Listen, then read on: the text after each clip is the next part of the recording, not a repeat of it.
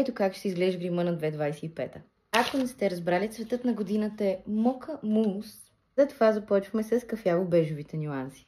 Спокойно мога да кажа, че лате мейкъп се завръща точно с такива кафяво-бежови цветове. От миналата зима също така забелязвам един Icy Girl момент, който е с едни такива металически светли сенки. Затова добавяме и тях, като за основа отдолу на сенките съм сложила бял молив. Както вече казах, всички ярки цветове и груби линии ги оставихме в 2016. Затова ще сложа кафява очна линия.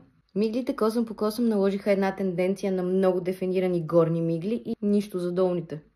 За сметка на това пък забелязвам много визии с опушена водна линия. Веждите си остават натурални и просто сресани с някакво гелче. Тежкия фондютен го забравяме, вече на мода е добрия скинкер. И евентуално някой хубав коректор. Добрата озаряваща пудра все още е за предпочитане, но без бейкинг. За сметка пък на фондютена ружът е особено харесван и използван продукт. Особено тези, които са смесени с хайлайтер и правят кожата ви супер озарена. Отдавна вече гланцът за устни превъзхожда червилата. Даже напоследък забелязвам, че се използват най-вече прозрачни гланцове с съвсем малко блясък в тях. Вие какво ще кажете за всички тези тенденции? На вас харесват ли ви и бихте ли ги включили във вашата грим рутина?